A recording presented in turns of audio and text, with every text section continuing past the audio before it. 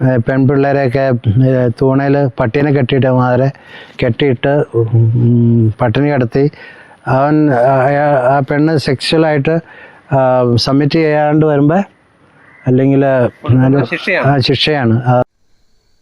ഞാൻ പല ഭാഷകളുടെ കാര്യം പറഞ്ഞായിരുന്നു. ഏകദേശം 22 ഭാഷകൾ ദൈവകൃപയാൽ എനിക്ക് പഠിക്കാനായിട്ട് സാധിച്ചു. പല ഭാഷകളിൽ നിങ്ങൾ കേൾക്കാത്ത പേരുകളായിരിക്കും. പുതിയ ഈ എപ്പിസോഡിലേക്ക് എല്ലാവരെയും സ്വാഗതം ചെയ്യുന്നു. നെയ്ശ്ശേരിയിലെ പ്രതിഭകളെ പരിചയപ്പെടുത്തുന്ന ഒരു എപ്പിസോഡാണിത്. ഇന്ന് നമ്മൾ പരിചയപ്പെടുന്നത് നെയ്ശ്ശേരി തോട്ടത്തിമാലിലെ ഫ്രാൻസിസ് അച്ഛനാണ്. അദ്ദേഹം ഡോൺ ബോസ്കോ സഭയിലെ അച്ഛനാണ്. വടക്കുകിഴക്കൻ സംസ്ഥാനങ്ങളിലാണ് പ്രവർത്തിക്കുന്നത്. പക്ഷേ നെയ്ശ്ശേരിക്കാർക്ക് വളരെ കുറച്ച് പേർക്ക് മാത്രമേ അച്ഛനെ പരിചയമുള്ളൂ. അദ്ദേഹം അവിടെ എന്തൊക്കെയാണ് കാര്യങ്ങളാണ് ചെയ്തത്, അദ്ദേഹം ഏതെല്ലാം രീതിയിലുള്ള സേവനങ്ങളാണ് ചെയ്തത് എന്ന് നമുക്ക് അച്ഛനുമായിട്ട് സംസാരിച്ച് നമുക്കൊന്ന് മനസ്സിലാക്കാൻ ശ്രമിക്കാം. അച്ഛനോ നമസ്കാരം. നമസ്കാരം. അച്ഛനെ എന്നേ ഉള്ളൂ. അപ്പോൾ അച്ഛനെ തന്നെ ഒന്ന് സ്വയം ഒന്ന് പരിചയപ്പെടുത്താവോ, വീട്ടിലെ അംഗങ്ങളെയൊക്കെ കൂടി? ഞാൻ ജനിച്ചത് 1959 ജനുവരി 7.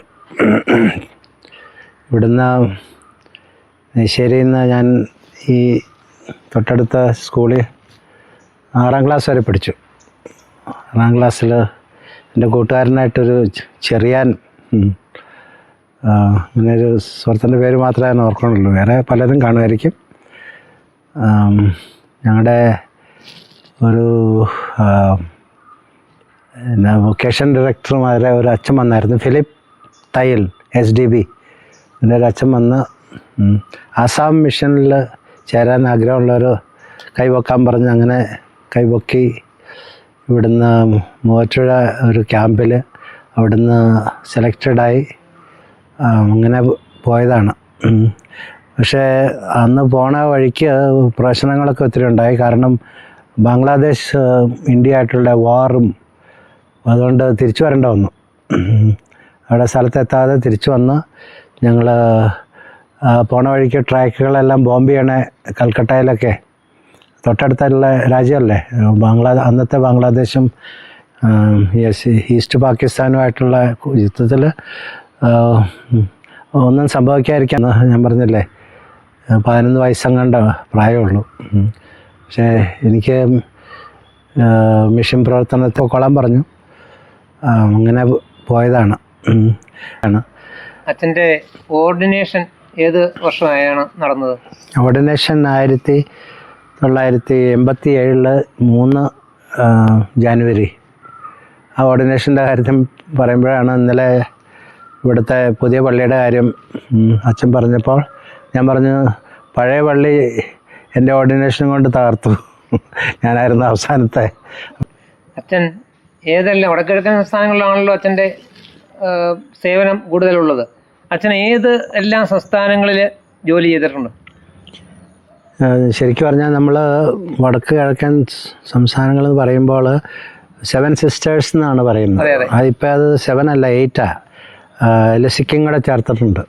അപ്പോൾ ഞാൻ സിക്കിമിൽ ഒഴിച്ച് ബാക്കി എല്ലാ സംസ്ഥാനങ്ങളും അവിടെയാണ്. അച്ഛന് എത്ര ഭാഷ കൈകാര്യം ചെയ്യാൻ അറിയാം? ഒരു ലിസ്റ്റ് ഞാൻ വായിക്കാൻ പോവാണ്.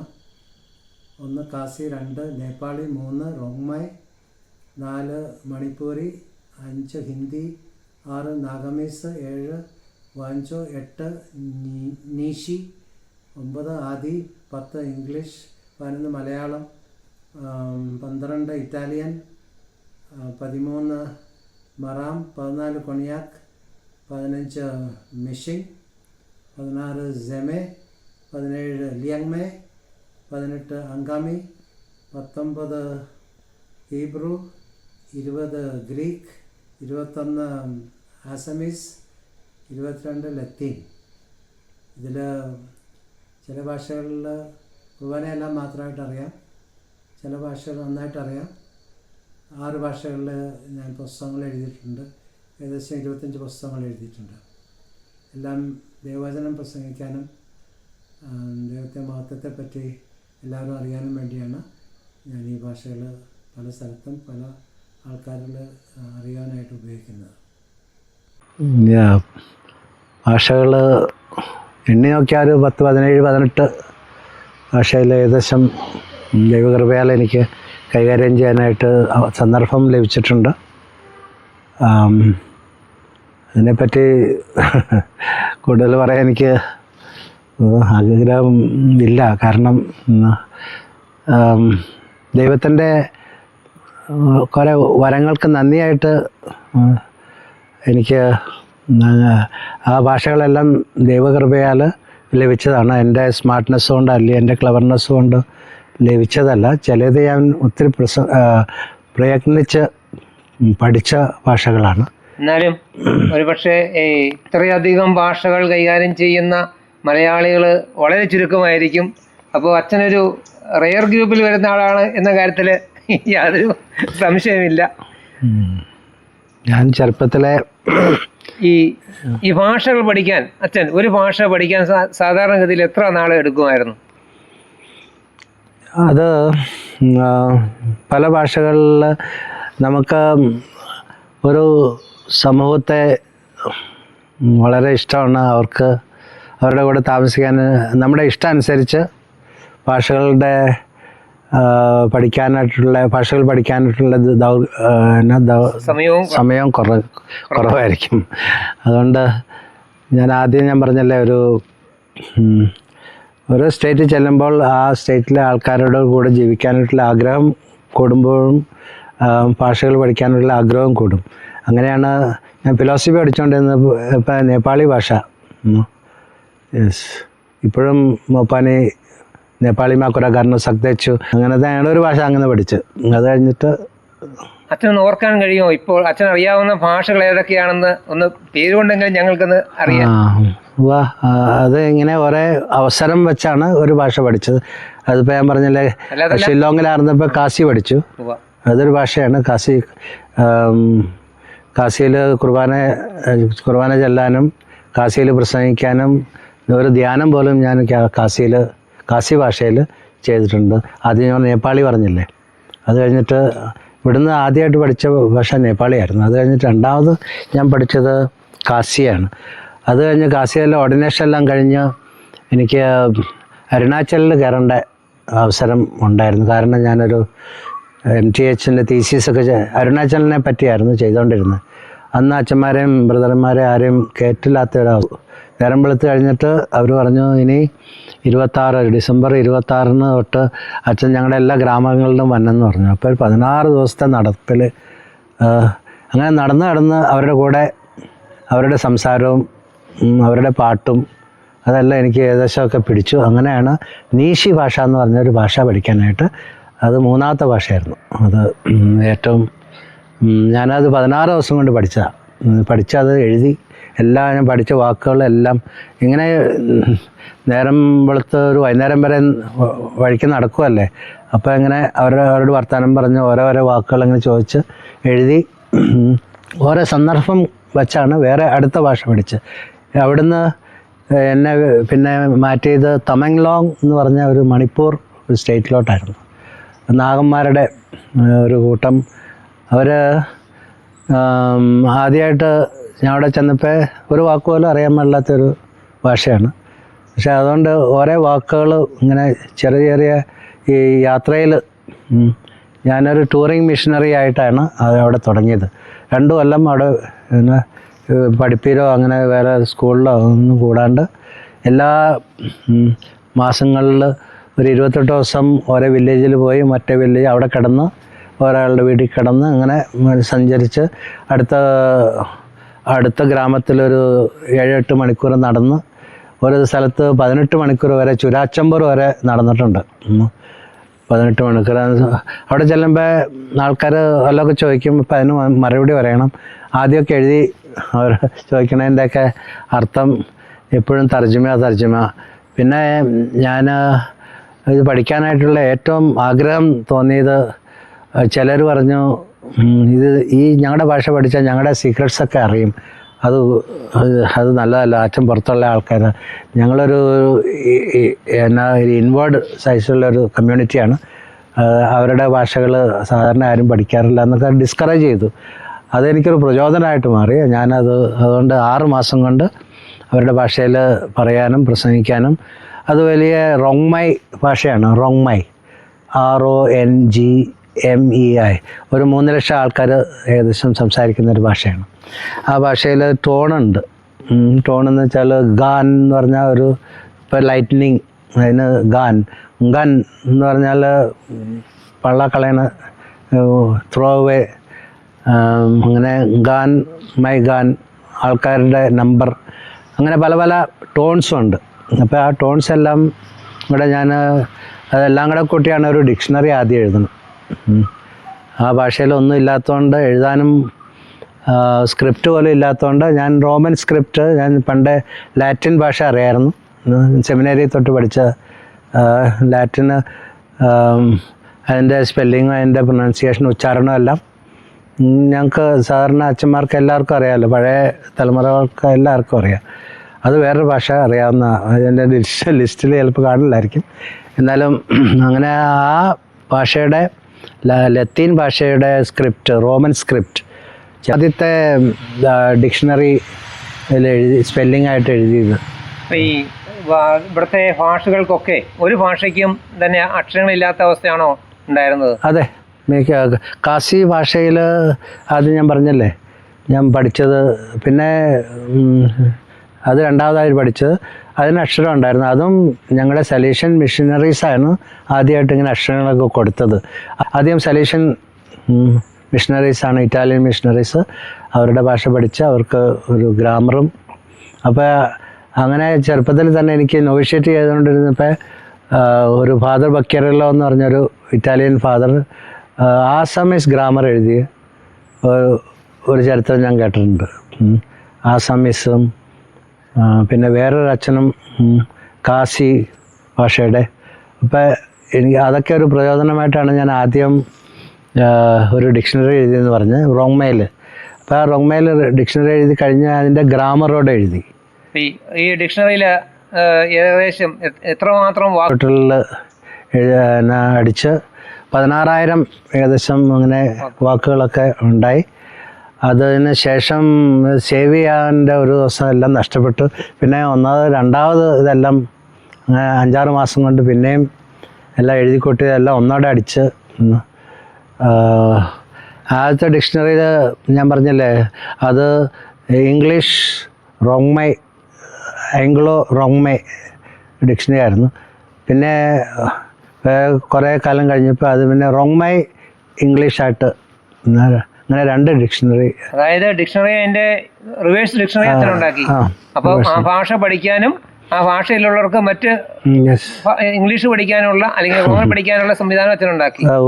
അപ്പോൾ ശരിക്കും പറഞ്ഞു കഴിഞ്ഞാൽ നമ്മുടെ കേരളത്തിലെ ഹെർമൻ ഗുണ്ടർട്ടിനെ പോലെ തന്നെ അച്ഛനും ഒരു മലയാളി പോയി വടക്ക് കിഴക്കൻ സംസ്ഥാനത്ത് പോയി ഒരു ഡിക്ഷണറി ഉണ്ടാക്കുക, അതിൻ്റെ റിവേഴ്സ് ഡിക്ഷണറി ഉണ്ടാക്കുക, അല്ലെങ്കിൽ അത് കഴിഞ്ഞ് ഒരു വ്യാകരണ പുസ്തകം ഉണ്ടാക്കുക എന്നൊക്കെ പറഞ്ഞത് ഒരു വലിയ കാര്യമായിട്ട് ഞങ്ങൾ കണക്ക് കൂട്ടുന്നു. മലയാളികളായ അല്ലെങ്കിൽ ദേശീയക്കാർക്കായ ഞങ്ങൾക്ക് അതിൽ വളരെയധികം അഭിമാനം തോന്നുന്നു. കാരണം ജീവിതത്തിൽ ഒരിക്കലും കേൾക്കാൻ സാധ്യതയില്ലാത്ത ഒരു നാട്ടിൽ ചെന്ന് അവിടെ ചെന്ന് ആ ഭാഷ പഠിച്ച് അതിന് ഡിക്ഷണറി ഉണ്ടാക്കി. അതൊരു വലിയ കാര്യം തന്നെയാണ്. ഇക്കാര്യത്തിൽ അച്ഛനെ അനുമോദിക്കാൻ ഞാൻ ഈ അവസരം. ഈ ഡിക്ഷണറിയുടെ നിർമ്മാണത്തിൽ അച്ഛൻ നേരിട്ട ഏറ്റവും വലിയ ബുദ്ധിമുട്ട് എന്തായിരിക്കും? ഡിക്ഷണറി എഴുതാനായിട്ട് അന്ന് വേറെ ഹെൽപ്പൊന്നുമില്ല. ഒരു ഫസ്റ്റ് ഉണ്ടെങ്കിലല്ലേ. അതുകൊണ്ട് എൻ്റെ ഡിക്ഷണറിയിൽ എഴുതിയേക്കണേ ഫസ്റ്റ് എവർ റോങ്മൈ ഇംഗ്ലീഷ് ഡിക്ഷണറി എന്നാണ്. First ever. ആൾക്കാരോട് ചോദിച്ചു ഇതെന്നാ അതെന്നാ അങ്ങനെ. പിന്നെ പടങ്ങളൊക്കെ കണ്ട് ഇംഗ്ലീഷ് ഡിക്ഷണറിയിലെ പിക്ചറസ് ഡിക്ഷണറി ഉണ്ട്, അതെൻ്റെ പടങ്ങളുടെ താഴെ അവരുടെ വാക്കുകളൊക്കെ കണ്ടുപിടിച്ച് എഴുതി. ഒരു ഏകദേശം ഒരു ഡിക്ഷണറിയിൽ സയൻറ്റിഫിക്കായിട്ടും പിന്നെ ലിറ്ററേച്ചറായിട്ടും ഉപയോഗിക്കാവുന്ന ഒരു ചെറിയ ഡിക്ഷണറിയാണ്. അതുകൊണ്ട് ഇപ്പോഴും അതിനെ കവർ ചെയ്യാനായിട്ടോ അതിനേക്കാളും വലിയൊരു ഡിക്ഷണറി ആരും തന്നെ ചെയ്തിട്ടില്ല ഇത്രയും നാളായിട്ട്. പരിഷ്കരിക്കാൻ ഒരു ശ്രമം ആരുടെ ഉണ്ടായിട്ടില്ല. ഒരു പയ്യൻ, എൻ്റെ ഒരു സ്റ്റുഡൻറ്റ് എന്നോട് പെർമിഷൻ ചോദിച്ചു. ഞാൻ പറഞ്ഞു ഇതിന് പെർമിഷനൊന്നും ആവശ്യമില്ല, ഇതിന് കോപ്പിറൈറ്റ് ഒന്നുമില്ല, ഇത് നിങ്ങളുടെ ഭാഷയാണ്, നിങ്ങൾ അത് ഡെവലപ്പ് ചെയ്യാമെന്നും പറഞ്ഞ് ഞാൻ പെർമിഷൻ കൊടുത്തു. ചിലപ്പോൾ ചെയ്തുകൊണ്ടിരിക്കുമായിരിക്കും. ഈ സർക്കാരിൻ്റെ ഭാഗത്തു നിന്നോ മറ്റും ഇതിന് അച്ഛന് പ്രത്യേക പ്രോത്സാഹനങ്ങൾ വല്ലതും ലഭിച്ചോ, അല്ലെങ്കിൽ സമ്മാനങ്ങളോ ആദരവുകളോ എന്തെങ്കിലും നൽകിയോ? കുറേ കൊല്ലം കഴിഞ്ഞ് മേഘാലയ ഗവർണർ ഇങ്ങനെ ഇതൊക്കെ കേട്ട് ഗവർണറിൽ നിന്നൊരു അവാർഡ് 25,000 രൂപയും ഒരു സൈറ്റേഷനും കിട്ടി.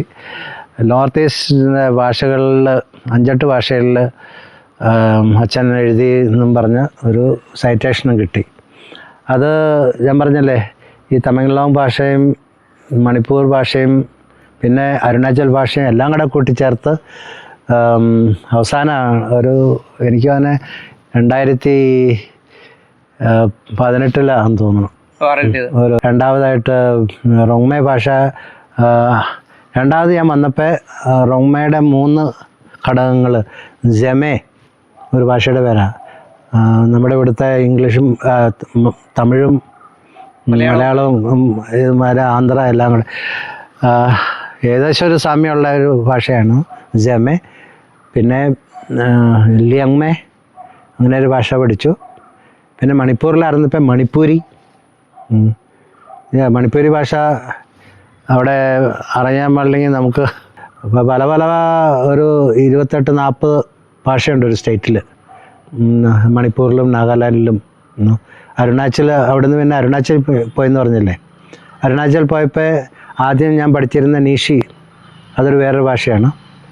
അന്ന് ഞാൻ മാംസമുക്കി. അത് കഴിഞ്ഞിട്ട് പിന്നെ ഒരു 10 കൊല്ലം കഴിയുമ്പോഴാണ് പിന്നെയും തിരിച്ചു ചെല്ലണേ. 94 തിരിച്ചു ചെല്ലണേ. അപ്പോൾ എൻ്റെ നോട്ട്ബുക്കിലെല്ലാം എഴുതിയിരുന്നതെല്ലാം ഒന്നോടെ പഠിച്ച്, അപ്പോൾ അതിൽ ഞാൻ പല പുസ്തകങ്ങൾ എഴുതി.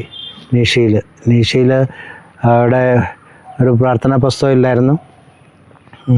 പിന്നെ ആദ്യത്തെ നമ്മുടെ 4 ഗോസ്പെൽസ് എന്ന് വെച്ചാൽ എൻ്റെ മലയാളം എന്താ ഗോസ്പൽ, ഈ സുവിശേഷങ്ങൾ പള്ളിയിൽ വായിക്കാനായിട്ട് സുവിശേഷം 4 സുവിശേഷം, അത് 2000 ട്രാൻസ്ലേഷൻ. അത് കഴിഞ്ഞ് പിന്നെ പാട്ടുകളും. ഞാൻ മലയാളത്തിൽ നിന്ന് എനിക്ക് മ്യൂസിക്കിന് നേരത്തെ താല്പര്യം ഉണ്ടായിരുന്നു. അതുകൊണ്ട് മിക്ക മലയാള പാട്ടുകളും ഞാൻ അവരുടെ ഭാഷയിലേക്ക് തർജ്ജമ ചെയ്തു. ഞാൻ പറഞ്ഞില്ലേ, ഇപ്പം മരിച്ചവരുടെ ഓർമ്മ എന്നുള്ള ആ പുസ്തകം മുഴുക്കെ 5 ഭാഷയിൽ ഞാൻ ട്രാൻസ്ലേറ്റ് ചെയ്തിട്ടുണ്ട്. അച്ഛൻ ബൈബിള് എത്ര ഭാഷയിലേക്ക് ട്രാൻസ്ലേറ്റ് ചെയ്തിട്ടുണ്ട്? അത് ഞാൻ പറഞ്ഞ 5 ഭാഷയിലേക്ക് മിക്ക. ഒന്ന് ഞാൻ പറഞ്ഞല്ലേ, റോങ്മൈ. ആദ്യം റോങ്മൈ ഭാഷയിൽ പഴയ നിയമത്തിലെ പ്രോട്ടസ്റ്റൻ്റ് പുസ്തകങ്ങളില്ലാത്ത 7 പുസ്തകങ്ങളിൽ തോബിത്ത്, എസ്തർ, ജൂദിത്തൊക്കെ കൂടിയുള്ള 1 മക്കബീസ്, 2 മക്കബായ്, ആരും തന്നെ ചെയ്യാനായിട്ട് സാധ്യമില്ലാത്തത് കൊണ്ട് അതാണ് ആദ്യം ചെയ്തത് റോങ്മൈ ഭാഷയിൽ. പിന്നെ നീഷി ഭാഷയിൽ അതേ പുസ്തകങ്ങൾ 7 പുസ്തകങ്ങൾ ഓൾഡ് ടെസ്റ്റ്മെൻ്റ് ചെയ്തിട്ടുണ്ട്.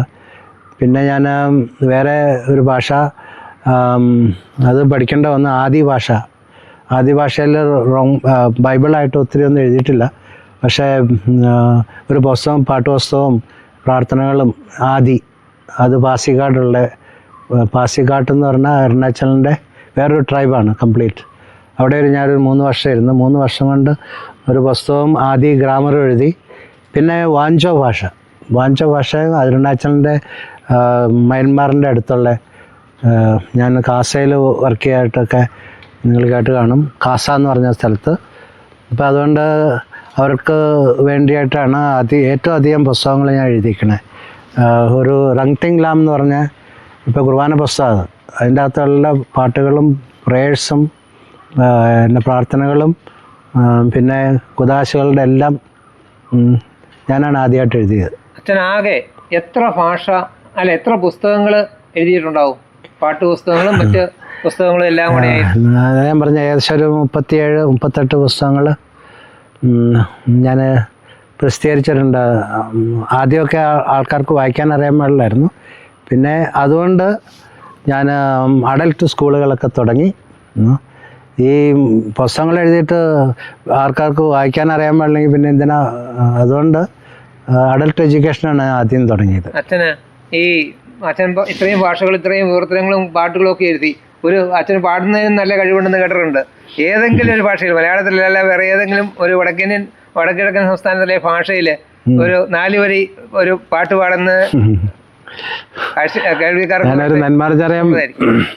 സലാം Mariyam Hochao nang jowan nang pai tai ngole seko thama shomai nang bokia jiswe shomai Hochao mariam lang honu hocha mi kom han pakma acha antole comedy mama jowan to shompa amin. Okay, thank you.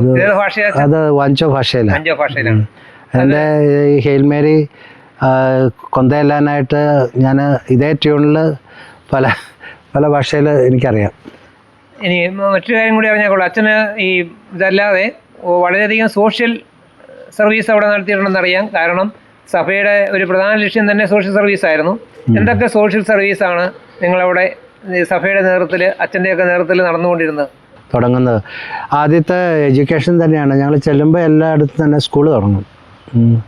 അപ്പോൾ അന്നേരം മനസ്സിലായ നമ്മുടെ English education കൊണ്ട് ചിലർക്കറിയാൻ പാടില്ല, അവിടെ എല്ലാം English എഡ്യൂക്കേഷനാണ്. മണിപ്പൂറും നാഗാലാൻഡും പല ഭാഷകളായതുകൊണ്ട് ഇംഗ്ലീഷിലാണ് എല്ലാം.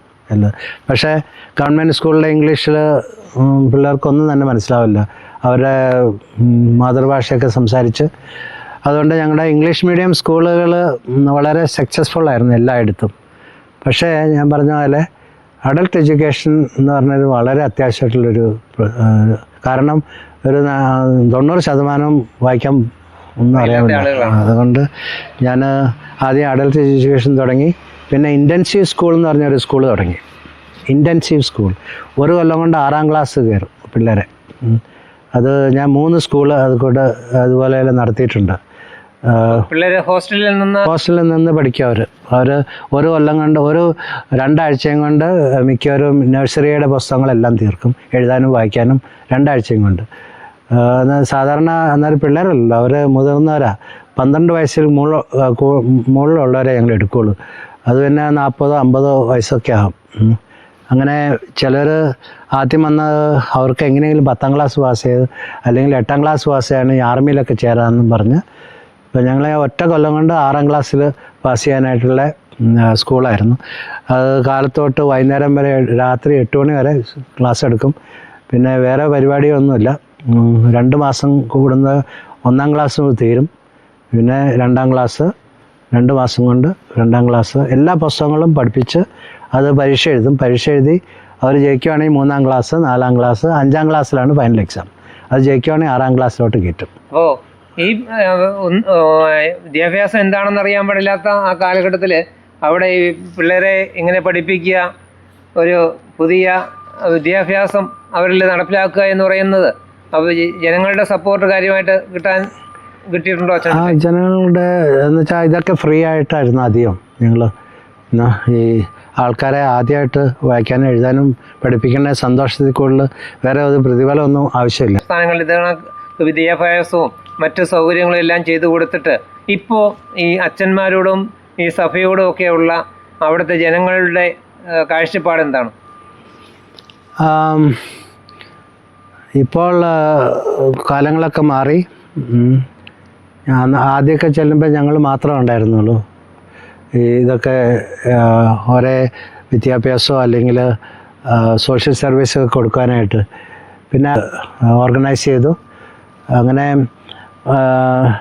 ആൾക്കാർക്ക് ഇപ്പോഴും ഡോൺ ബോസ്കോക്കാരോടും വളരെ ഡിമാൻഡുണ്ട്.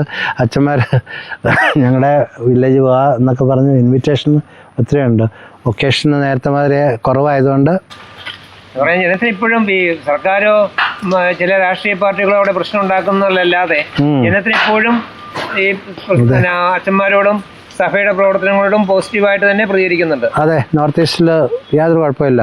ആസാമിൽ ഇപ്പം പല BJP പാർട്ടി ചെന്ന മനുഷ്യർക്ക് വിലയില്ലാതെ പെൺകൊച്ചിന് വിലയില്ലാത്ത ഒരു സൊസൈറ്റിയിലാണ് ചെന്നത്. ഞാൻ അത് തന്നെ അച്ഛനോട് ചോദിക്കണമെന്ന് വിചാരിച്ചിരിക്കുകയായിരുന്നു. കാരണം ഒരു കുപ്പി കള്ളിന് പെൺകുട്ടികളെ വിൽക്കുന്ന ഒരു സമ്പ്രദായം വരെ അവിടെ ഉണ്ടായിരുന്നു എന്ന് കേട്ടിട്ടുണ്ട്. അതിനെപ്പറ്റിയും ചെറുതായി ഒന്ന് വിവരിക്കാമോ? അവിടെ കള്ളെന്ന് പറഞ്ഞാൽ കള്ളില്ല, പക്ഷെ അവരുടെ വാറ്റി ഉണ്ടാക്കുന്ന നല്ല സ്ട്രോങ് ആയിട്ടുള്ള അപ്പം എന്ന് പറഞ്ഞൊരു അപ്പം എന്നാണ് അവരുടെ കള്ളിൻ്റെ പേര്. അപ്പം അതുകൊണ്ട് അത് സാധാരണ എല്ലാവരും ഉപയോഗിക്കും, എല്ലാ വീട്ടിലും വാറ്റുമായിരുന്നു. വെച്ചാൽ നല്ല സ്ട്രോങ് ആയിട്ടുള്ളൊരു ഡ്രിങ്കാണ്. അപ്പം അത് ഏറ്റവും കൂടുതൽ കൊടുക്കുവാണെങ്കിൽ ഒരപ്പൻ സ്വന്തം മകളെ ജനിക്കാൻ പോണ മകള് പെണ്ണായി വന്നാൽ അതുപോലും വിറ്റ സംഭവങ്ങളുണ്ട്. അവർ ചെറുപ്പത്തിലെ കാശുള്ള പാർട്ടിക്ക് അവർ വിൽക്കും. അങ്ങനെയായിരുന്നു ചൈൽഡ് മാരേജ് എന്ന് നമ്മൾ കേട്ട് കാണുമായിരിക്കും. പക്ഷേ ശരി, കാശുള്ള ആളുകൾക്ക് എത്ര ഭാര്യമാരെയും എത്ര പെൺകുട്ടികളെയും ഭാര്യമാരാക്കാം, കൊച്ചുകുട്ടിയാണോ വലുതാണോ എന്നുള്ള വ്യത്യാസം ഇല്ലാതെ. ഇല്ല, ഞാൻ പറഞ്ഞില്ലേ, അതുകൊണ്ട് ജനിക്കുന്നതിന് മുമ്പ് തന്നെ ചിലപ്പോൾ പെൺകുട്ടിയാണെങ്കിൽ ഇയാളുടെ വീട്ടിൽ അവനിഷ്ടമുള്ളപ്പോൾ എടുത്തുകൊണ്ട് പോകും. 2 വയസ്സോ 3 വയസ്സോ അല്ലെങ്കിൽ 10 വയസ്സോ 11 വയസ്സോ പഠിച്ചുകൊണ്ടിരിക്കുമ്പോൾ പോലും എൻ്റെ ഭാര്യ എന്നും പറഞ്ഞുകൊണ്ട് എടുത്തുകൊണ്ട് പോയി ഉപയോഗിക്കും. അങ്ങനെ ഒരു നമ്മൾ യൂസ് ആൻഡ് ത്രോ മാതിരിയുള്ള ഒരു കൾച്ചർ മാതിരി എനിക്ക് തോന്നി. അതുകൊണ്ട് അത് വളരെ ഹേർട്ട്ഫുള്ളായിട്ടുള്ള സൈറ്റുകൾ ഞാൻ കണ്ടിട്ടുണ്ട്. അങ്ങനെ പെൺപിള്ളേരെയൊക്കെ തൂണയിൽ പട്ടീനെ കെട്ടിയിട്ട് മാതിരി കെട്ടിയിട്ട് പട്ടിണി കിടത്തി ആ പെണ്ണ് സെക്സ്വലായിട്ട് സബ്മിറ്റ് ചെയ്യാണ്ട് വരുമ്പോൾ അല്ലെങ്കിൽ ശിക്ഷയാണ്. അതിനെ ഓടാനും അല്ലെങ്കിൽ അവിടുന്ന് ഓടി രക്ഷപ്പെടുകയാണെങ്കിൽ അതിനെ പിടിച്ച് അതിനെ കൊല്ലും, അല്ലെങ്കിൽ അടിക്കും, അല്ലെങ്കിൽ ഈ പെൺകുട്ടികൾക്ക് യാതൊരു സംരക്ഷണവും ഇല്ല. പോലെ അവര് കാശ് കൊടുത്ത് മേടിക്കുന്നു, കാശ് കൊടുത്ത് ഉപയോഗിക്കുന്നു, വലിച്ചെറിയുന്നു. ഇതൊക്കെ ഞാൻ ആദ്യം അവിടെ ചെന്നപ്പോൾ ഞാൻ പറഞ്ഞല്ലേ 80s കാര്യങ്ങളാട്ടോ. 80s അതിപ്പോൾ ഞാനവിടെ 2000 വരെ ഉണ്ടായിരുന്നു. ആ 2000 അത്രയും കൊല്ലം കൊണ്ട് പല പല ഏർപ്പാടുകൾ ഞങ്ങൾ നടത്തി, പല പല സംരംഭങ്ങൾ നടത്തി, കോർട്ട് കേസുകൾ നടത്തി, പല ചൈൽഡ് റേപ്പ്, ഗാങ് റേപ്പ് പിള്ളേരെയൊക്കെ ഞങ്ങൾ രക്ഷിച്ചു. മദർ തെരേസ സിസ്റ്റേഴ്സ് എൻ്റെ കൂട്ടു നിന്നു. ഞാൻ പറഞ്ഞില്ലേ, ഒരു 10, 40, 50 പിള്ളേരെ രക്ഷിച്ചു. ചിലർ പൈസ കൊടുത്ത് വാങ്ങിച്ചു. അങ്ങനെ വലിയ ചരിത്രം. അത് ഇപ്പോഴും അത് ആ രീതിക്ക് ഞങ്ങൾ സപ്പോർട്ട് ചെയ്യാന്നൊക്കെ പറഞ്ഞ് ഡിസ്ട്രിക്ട് അഡ്മിഷൻ്റെ പെർമിഷനോടെ കിട്ടി. വേറൊന്ന് കേട്ടിട്ടുണ്ട്, ഏതോ ഒരു ഗ്രാമത്തില് അല്ലെങ്കിൽ ഏതോ ഒരു പ്രത്യേക വിഭാഗത്തിലെ പെണ്ണുങ്ങൾക്ക് അവിടെ വോയിസ് ഉള്ളൂ, ആണുങ്ങൾക്ക് വോയിസ് ഇല്ലാത്ത ഒരു വിഭാഗം ഉണ്ടായിരുന്നു എന്ന് കേട്ടിട്ടുണ്ട്. അവരെ പറ്റി അത് മേഘാലയത്തിൽ സൈൻ ഓഫ് ദ ക്രോസ് പോലെ ഉണ്ടാക്കിയിട്ടുണ്ട്. അപ്പോൾ അതിൽ ശകലം വ്യത്യസ്തമായ ഒരു കൾച്ചർ മേഘാലയത്തിൽ മാത്രമേ ഉള്ളൂ. മാട്രിയാർക്കി സിസ്റ്റമാണ്. അപ്പോൾ അത് പെണ്ണിൻ്റെ കീഴിലാണ് ഭരണം, അല്ലെങ്കിൽ വീട്ടമ്മയിലാണ് എല്ലാം. അതിലത്തെ മാറ്റമൊക്കെ വന്നിട്ടുണ്ട്, ഒത്തിരി ചെയ്തിട്ടുണ്ട്. അച്ഛൻ്റെ ജീവിതത്തിലെ സിംഹഭാഗവും ഈ വിഭാഗത്തിൽപ്പെടുന്ന ട്രൈബ്സിന് വേണ്ടിയിട്ട് ചെലവഴിക്കുകയാണ് ചെയ്തത്. ഇനി ഉള്ള ജീവിതവും അച്ഛന് അവിടെ തന്നെ തുടരാനാണോ ആഗ്രഹിക്കുന്നത്? പിന്നെ നമ്മൾ ഇവിടുന്ന് ജീവിതം പണയം വെച്ചാണ് പോയത്. എനിക്ക് പല പ്രാവശ്യം വായിൽ തോക്ക് വെച്ച് ഇപ്പോൾ കൊല്ലും, പൈസ അല്ലെങ്കിൽ അധികം കൊള്ളക്കാരെന്ന് വെച്ചാൽ അണ്ടർഗ്രൗണ്ട്സ്. അപ്പോൾ ഒരുത്തനോട് ഞാൻ പറഞ്ഞു, ആരോട് ചിരിച്ചോണ്ട് പറഞ്ഞു അയാൾ, നിങ്ങൾ വിചാരിക്കണേ ഞങ്ങളിങ്ങനെ നിങ്ങളുടെ തോക്കിനെ പേടിച്ചാണ് ജീവിക്കണേ. ഞങ്ങളുടെ ജീവിതം ഇവിടുന്ന് പണയം വെച്ച് ദൈവരാജ്യത്തിന് വേണ്ടി ഞങ്ങൾ സമർപ്പിച്ച് പോയ ആൾക്കാരാണ്. അതുകൊണ്ട് നിങ്ങളെ പേടിച്ചോ അല്ലെങ്കിൽ അങ്ങനെ ജീവിക്കാനായിട്ട് യാതൊരു താല്പര്യമില്ല. നിങ്ങൾക്ക് ആവശ്യമുള്ള പണം ഞങ്ങൾ ഒരിക്കലും തരില്ല, കാരണം അത് കളവാണ്.